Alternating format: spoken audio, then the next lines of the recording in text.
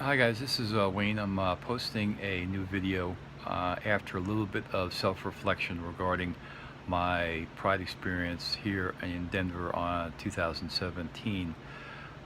I noticed on the news that they were reporting the Pride here in Denver to be about 400,000 people, which is interesting to note that they're also showing it as the third largest Pride celebration here in the United States this year, which is a little surprising when you consider that Denver, Colorado, I think the latest rank for population is about 19th, but certainly growing.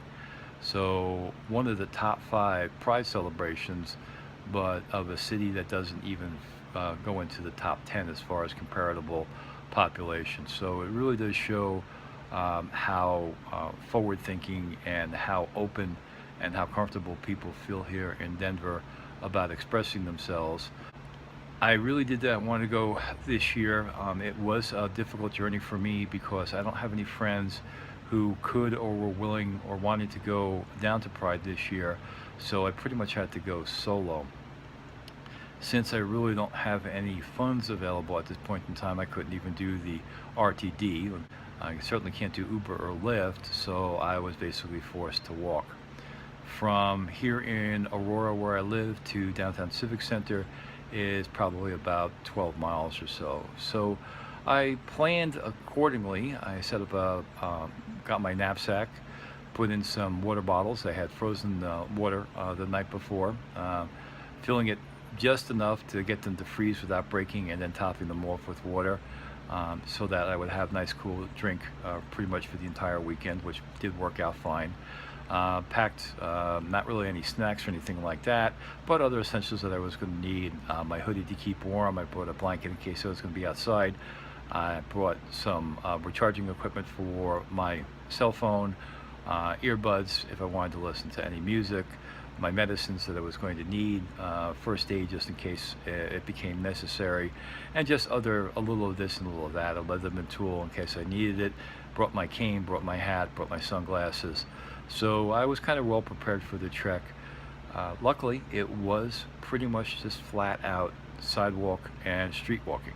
I didn't have to really contend with any problems with going uphill or any problems like I would sometimes have with uneven terrain. Very difficult on a prosthetic leg if you're having to walk, for example, across rock, stone, gravel, even sometimes grass, not knowing exactly if there's going to be a rock underneath. Normal ankle can give in that situation, prosthetic won't. So it's very, very difficult for me to get around off-road, but on pavement, it's just kind of flat out walk. I did take appropriate breaks to stay hydrated with water and rest, but all told, it was about 4.5 hours. So it was a really long trip to get down there. And once I actually got down to the Civic Center Park, I sat my ass down. I found a couple different places. First time I sat down, it was kind of on a nice bench, but it was in the sun. Put on my sunscreen, and then I had to take off one of the two shirts I was wearing because it got a little hot. Kept, of course, my hat on with my sunglasses, and then found another bench that was a little bit further away, but still within the park, that I could just basically sit down and watch people go by. Now, on Saturday, I really didn't make an effort to go into or around the perimeter where all the booths are located, simply because I really wasn't up for it. I was a little shaky by the time I got there. Last thing I wanted to do was get jostled in a very, very dense crowd of people that were moving around to see all the various booths and exhibits that were there.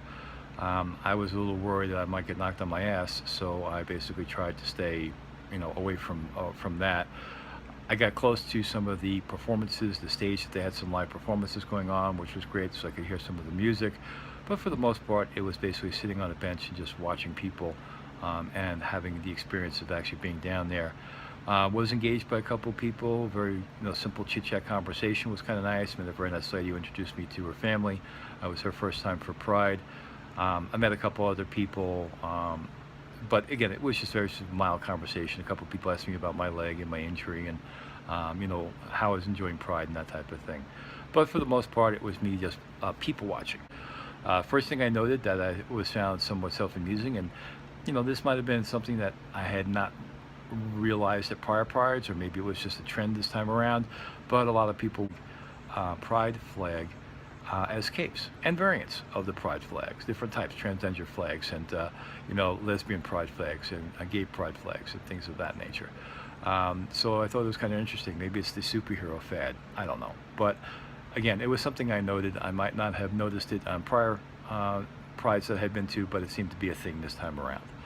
I did see a lot of people obviously enjoying themselves, a lot of people walking around in groups, a lot of families, moms and dads and kids, or moms and kids, or dads and kids. But of course, there was just groups of other people that were there enjoying it. But it was still very interesting to see all the different people that were down there. Some people were dressed, appropriately for the weather. Other people wore all different types of, let's call them costumes, lack of a better term for it. I saw people in furry costumes, and kudos to them, because I don't think I could have survived in the heat. It was an overcast day, but it was still pretty warm, so I can't imagine what people who get dressed up in their furry costumes would be feeling in those temperatures. I'm assuming that, hopefully they stay hydrated and nobody got any heat frustration. But kudos, because I don't think anybody else would have wanted to do that. I certainly would have not wanted to. Other people were, dressed up, transgender people in cross-dress, and of course a lot of people, took it, to the extreme. And I'm not saying that's wrong. That's perfectly fine. This is what pride is about, for people to feel like themselves, to express themselves, to have the freedom to be what they want to be. So, but it was still very, very visually entertaining to see these people in some of these outfits that they were actually wearing. I saw one guy, I had to say it's guy because he had a beard, but he was dressed up in a white costume on stilts with massive wings and feathers.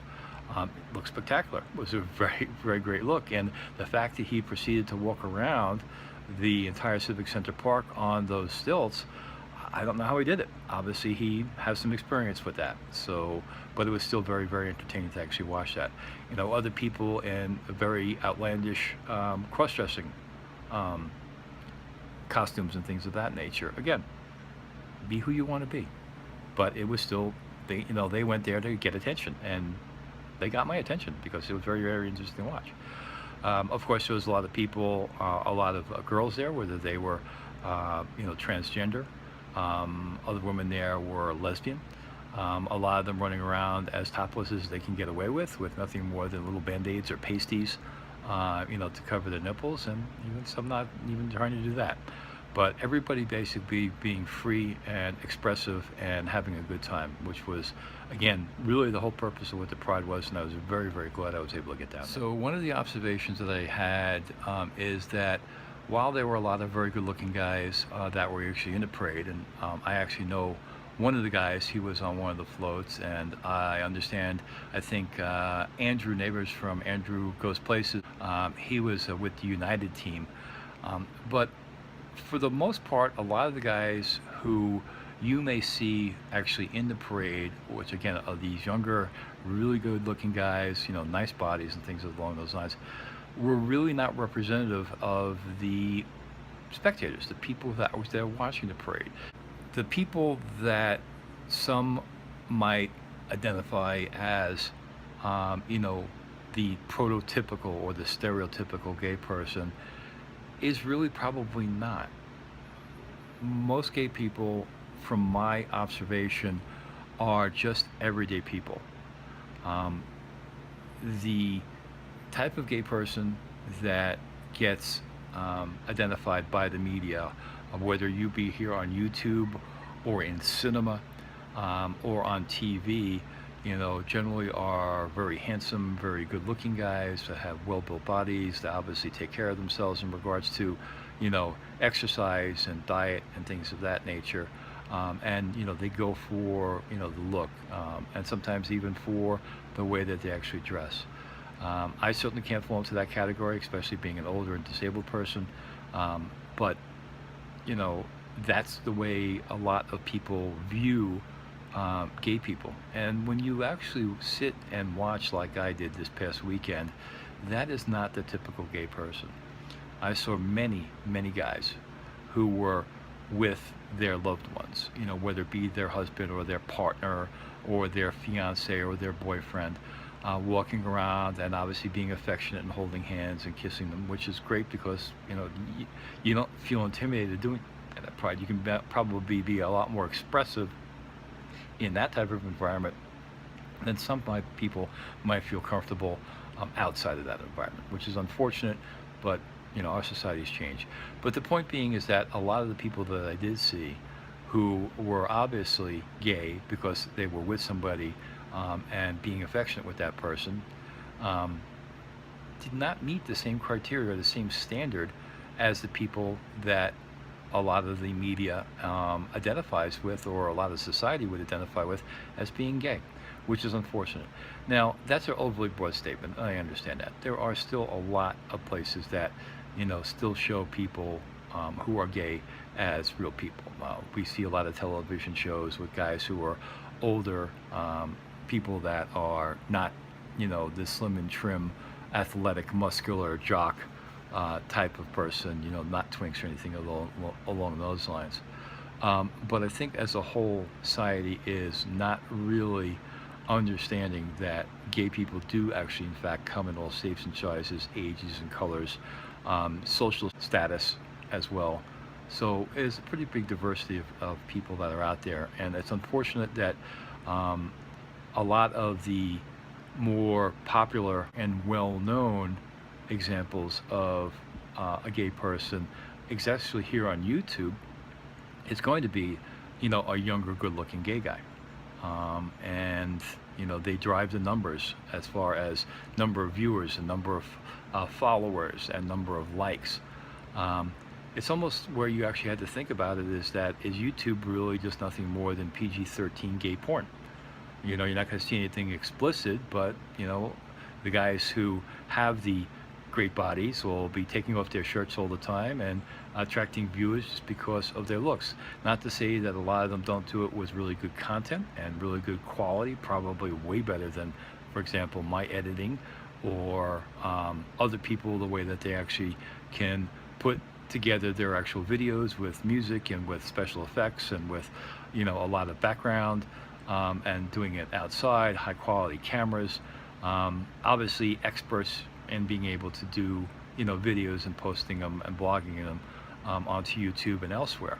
And even though a lot of them want to acknowledge the fact that there are other types of people out there and that they shouldn't be ignored, but still, when you try to approach these guys, friend them, engage them with communications, whether it be Davey or whether it be Andrew, or whether it be Zach and B or something like that, when you actually send them comments or information, or just trying to communicate with them to establish something like that, they seem to basically pal up with guys who are just like themselves, and very rarely do you find them wanting to acknowledge or talk about other people that aren't like them.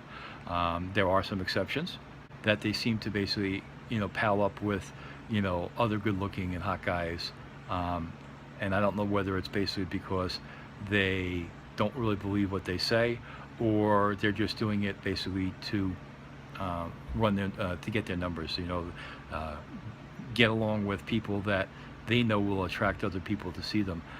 So, it's a little frustrating when you're on my end and you want to establish these types of relationships with other YouTubers, to get to know them, to get to know what they're really like, and to express yourself to them, to come across to say, hey, these are my life experiences, I understand what you said, but here's where I am. And you try to stimulate that interest, and it seems like they just want to ignore you or have nothing to do with you, which is a shame. But enough ranting and raving. So I did want to basically talk to you a little bit about how I did Pride this past year. Looking forward to next year. Hopefully I won't have to walk 12 miles to do it. Could basically either drive or Uber it or bus it or something like that, or go with a friend of mine, which is probably the most what I expect will happen next year. But this year, even though it was about 30 miles there, back, and walking around, it was well worth it. So I'm really, really glad I was able to get out to Pride this year. So I will talk to you guys later.